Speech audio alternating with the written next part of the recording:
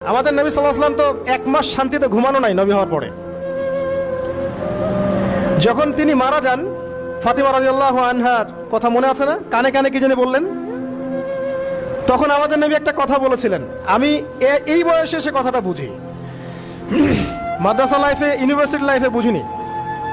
নবীজি বলেছিলেন তার মেয়েকে, ফাতিমা রাদিয়াল্লাহু আনহা তার কষ্ট দেখে কান্নাকাটি শুরু করলেন। আমাদের নবীজি তাকে কাছে ডেকে বললেন কানে কানে যে কি জানি একটা বললেন।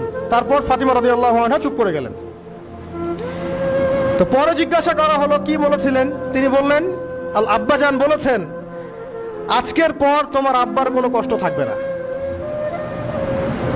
আর তুমি আমার পরিবারের মধ্যে সবার আগে আমার সাথে সাক্ষাৎ করবে। এই যে আজকের পর আমার আব্বার আর কোনো কষ্ট থাকবে না, এর মানে বোঝেন, মানে সারাটা নববী জীবন কত যে কষ্ট নবী সাল্লাল্লাহু আলাইহি ওয়াসাল্লামকে সহ্য করতে হয়েছে।